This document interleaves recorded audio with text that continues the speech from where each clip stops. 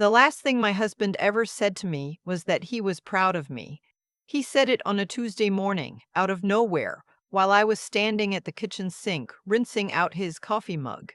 51 years of marriage, and he still had a way of catching me completely off guard. I turned around, and he was just sitting there at the table, looking at me with that quiet smile of his. And I said, "Where did that come from?" And he shrugged and said, "Just wanted you to know." 3 weeks later, he was gone. A massive stroke. No warning, no gradual decline, no chance to prepare. One afternoon, he was watching the Cubs game. The next morning, I was calling our son to tell him his father hadn't made it through the night. His name was Roger. 43 years as a high school shop teacher in Rockford, Illinois. He built our kitchen cabinets by hand. He taught our son how to change a tire, and our daughter how to do it too, because he said there was no reason a woman should ever be stranded on the side of a road, helpless. He made the best chili I've ever tasted, and he took it to his grave because he refused to write down the recipe, and I was too stubborn to stand beside him and memorize it while I still had the chance. I am 67 years old. My name is Vivienne, and I need to tell you what happened to me after I lost him, because I spent too long believing I deserved it. We had a good life, not a lavish life, but a solid one. Roger and I had both worked. I spent 30 years as an office manager for a medical practice in town, and we'd been careful with our money. We paid off the house. We had savings. We had his pension from the school district and my Social Security, and between the two of them, we were fine. We weren't rich, but we were comfortable, and more importantly, we were never going to be a burden to anyone. That mattered to us. We talked about it explicitly, Roger and I. We'd watched too many friends' parents become the kind of situation that quietly hollowed out a family, the kind where nobody said out loud what everyone was thinking. We didn't want that for our children. We had a plan. The plan did not survive Roger's death. I don't mean financially. Financially, I was all right. His pension continued at a reduced rate. My Social Security was intact, and the house was paid off. I could manage. What I couldn't manage was the house itself. 42 years of living somewhere, and every corner of it is full of someone. Roger's reading glasses on the nightstand, his work boots by the back door that I couldn't bring myself to move for 6 months, the chair he sat in every single evening of our marriage, worn down in exactly the shape of him. I was drowning in the silence of that house, and my son knew it. His name is Mitchell. He's 41, lives about 90 minutes away in the suburbs of Chicago with his wife Amber and their 2 kids. After Roger passed, Mitchell called me every few days at first, then every day, and he started talking about how he didn't like me being alone out there. He said Rockford wasn't what it used to be. He said the neighborhood had changed. He said the house was too big for one person and too much maintenance for a woman my age. I knew what he was building toward. I wasn't surprised when he finally said it. "Mom, why don't you come stay with us? Just for a little while. See how it feels." I told him I appreciated it, but I was fine. He asked me to think about it. I thought about it. I said I was still fine. He dropped it for a few weeks, and then he started again. This time with Amber on the call too, and she was warm and persuasive, and she said the kids would love having me close, and something about that got to me. The grandchildren. I hadn't been around them enough. Roger's illness. Even though it was sudden at the end, he'd had some health scares in the years before that had kept us close to home, had cost me years of time with those kids. I said yes. I want to be honest about that decision. Nobody forced me. I packed up my things, rented out my house to a young couple through a property management company, and I moved into Mitchell and Amber's spare bedroom with what I thought was a clear understanding. I was a guest who contributed, not a financial dependent, and not a burden. Mitchell had suggested I pay something toward household expenses, which I thought was completely reasonable. We agreed on $500 a month. It would help with groceries and utilities, he said, and I felt good about it. I wasn't taking charity. I was participating. I transferred the rent from my Rockford house directly into my checking account and kept my finances organized the way I always had. I had a system. Roger had called me obsessive about spreadsheets, and I wore it as a compliment. The first few months were genuinely good. I cooked dinner several nights a week. I did school pickups when Amber had work conflicts. I helped with homework, with science fair projects, with the general chaos of a household running at full speed. I felt useful. I felt, for the first time since Roger died, like I had a reason to get up in the morning that wasn't just grief management. I don't know exactly when it started to shift. I think it was gradual enough that I kept explaining it away. The first thing I noticed was that Amber started making comments about grocery costs, not directed at me exactly, more like said in the air near me. Everything's so expensive right now. I can't believe what chicken costs. I nodded and agreed because everything was expensive and I hadn't thought much of it. Then Mitchell mentioned that 500 a month wasn't really covering what they'd expected, with utilities going up and the kids' activities and so on. And would I be comfortable going to 650? I said yes. It was still fair. I was living in their home. 6 months after that, it went to 800. I want to stop here and tell you what $800 represented in the context of my monthly income. Between the reduced pension and my Social Security, I was bringing in approximately $1,400 a month. 800 to Mitchell left me $600. My prescription medications alone, I take 3 daily, for blood pressure, cholesterol, and a thyroid condition, ran me close to $200 a month, even with Medicare. That left $400 for everything else.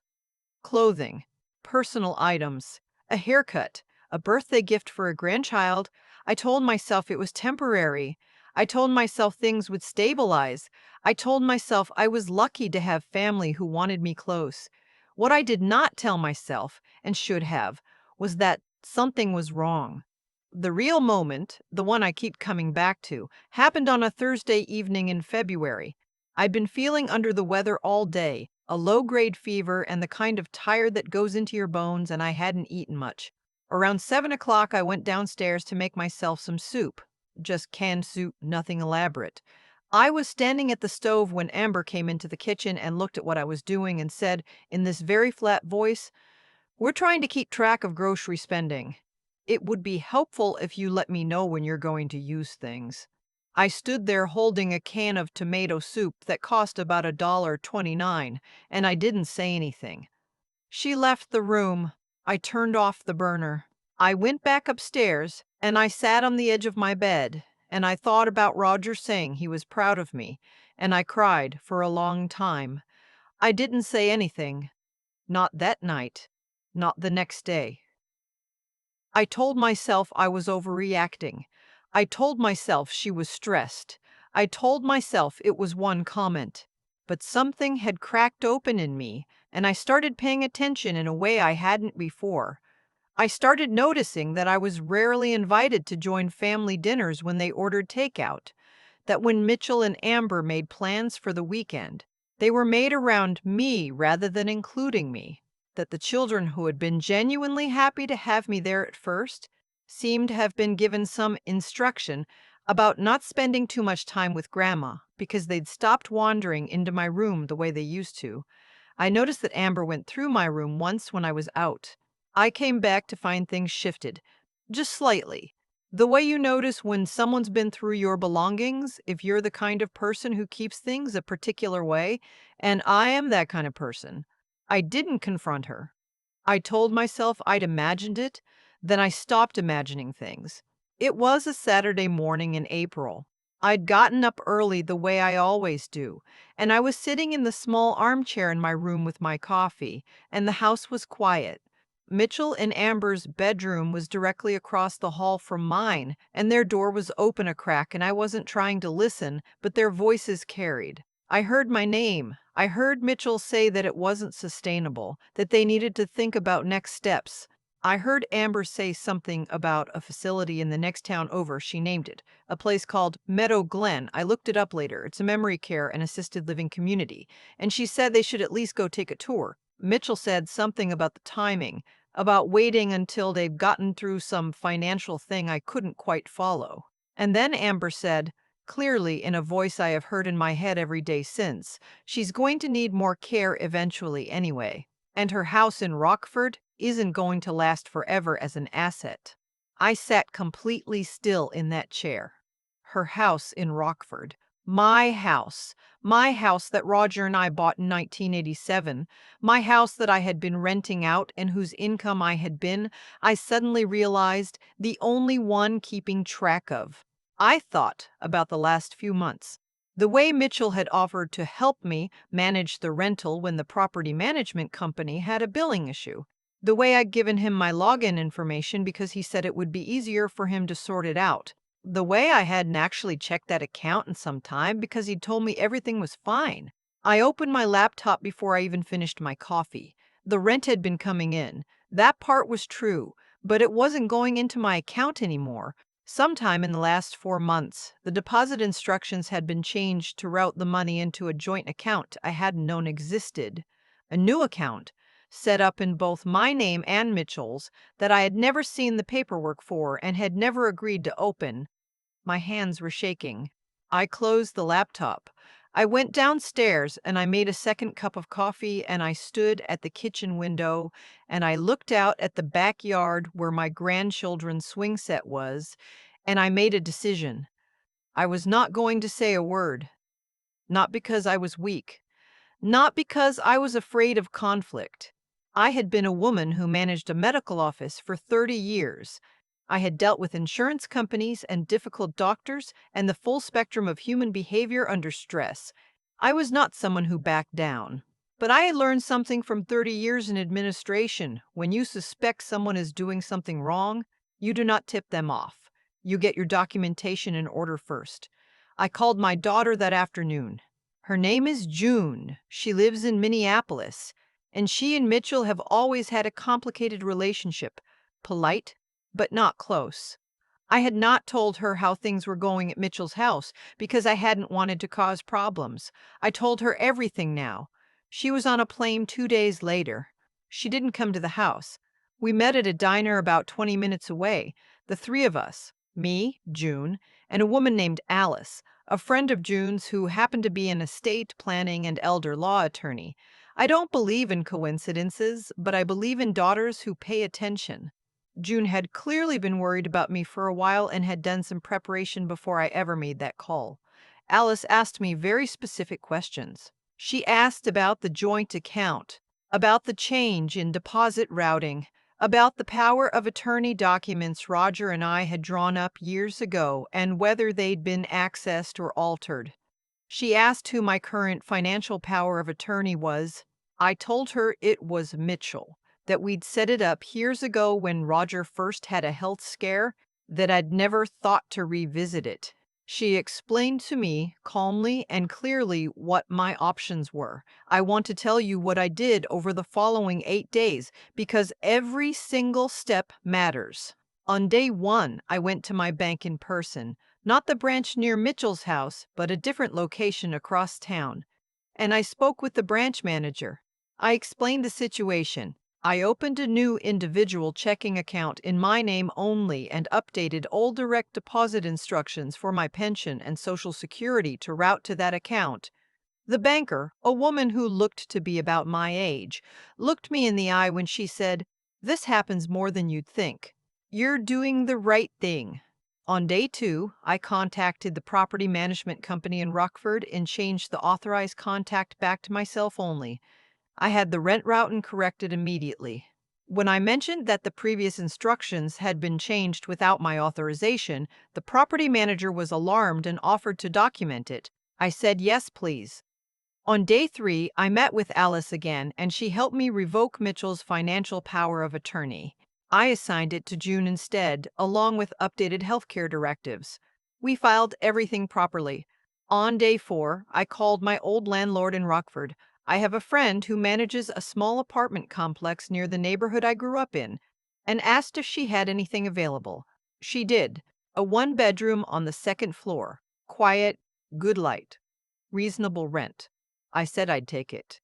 Days 5 through 7 While Mitchell and Amber were at work and the kids were at school, I packed. I did not take anything that wasn't mine. I did not make a scene. I arranged for a small moving truck to come on a Thursday morning. I texted Mitchell the evening before and said that I had found a place of my own and that I would be leaving in the morning. I thanked him for opening his home to me. I told him I loved him. I said nothing about the account. I said nothing about Meadow Glen. I said nothing about any of it. I left before they woke up. I know what you're thinking. You're thinking I should have confronted him. Maybe you're right. Part of me wanted to stand in that kitchen and say everything I'd been holding for months, to see his face, to make him account for it. I thought about that conversation more than I care to admit. But I thought about something else too. I thought about what Roger had said to me, standing at the kitchen sink. I thought about what it means to be proud of someone. I didn't think he meant the dramatic version. I thought he meant the quiet version. The version where you take care of yourself. The version where you don't let anyone take away the life you built. I moved into my apartment on a Thursday morning in May. June flew in and helped me unpack. We ordered pizza and sat on the floor eating it because I didn't have my furniture yet, just boxes. And she was teasing me about my labeling system, everything organized down to which room, which shelf, which drawer. And I started laughing, really laughing, for the first time, and I could not tell you how long. The legal situation is ongoing. Alice is handling it. Mitchell has tried to call me several times. His first messages were confused. Where had I gone? What was happening? Why didn't I say something? Then they became more apologetic. Then there was one that was just the word mom, nothing else. I haven't responded yet. June says I don't have to respond until I'm ready. And for the first time in my adult life, I am taking someone up on the offer to not have to do something before I'm ready. I want to tell you something about being 67 and starting over, because I think people have a lot of feelings about that idea that aren't necessarily accurate. Starting over at 67 does not look like starting over at 25. I am not reinventing myself, or finding my passion, or going on a journey of self-discovery. I wake up in the morning in an apartment that smells like fresh paint and other people's history, and I make my coffee, and I sit at a window that looks out over a quiet street, and the grief for Roger is still there. It is always going to be there, but it is mine. It is not cluttering someone else's hallway or inconveniencing anyone's budget projections. I have my own groceries. I eat when I want to eat. I take up exactly the amount of space I take up, and nobody is calculating what it costs them. Last week I made soup, just canned soup. The same kind I tried to make at Mitchell's house that night in February when Amber looked at me like I was stealing from her. I stood in my own kitchen and I heated it up and I ate it at my own table, and it was honestly not very good. It was just soup, but I sat there for a long time after I finished it. Roger would have made it better.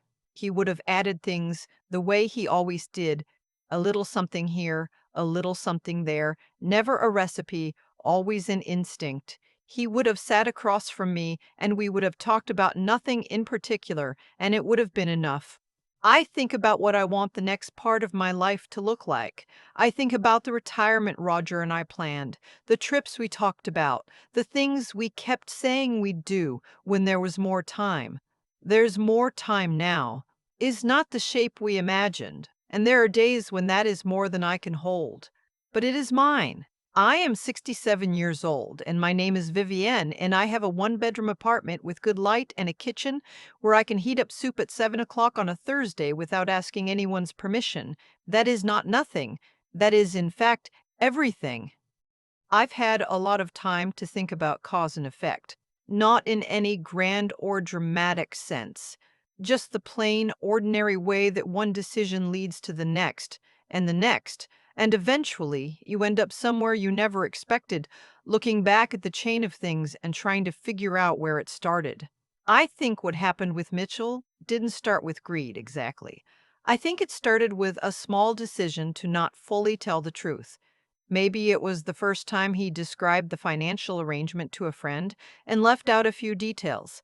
Maybe it was the first time Amber said her money and neither of them corrected it. Small things. But small things have a way of compounding, the same way interest does, the same way debt does, quietly, in the background, until one day you look at the number and you can't explain how it got that large. That's the thing about cutting corners on honesty. You don't feel it happening. You feel like you're managing, like you're being practical, like you're making reasonable adjustments for reasonable circumstances. And maybe the person doing it even believes that for a while. But the truth doesn't negotiate, it just waits. And eventually the reckoning comes. Not as punishment from some outside force, but simply as consequence, as the natural result of what was set in motion.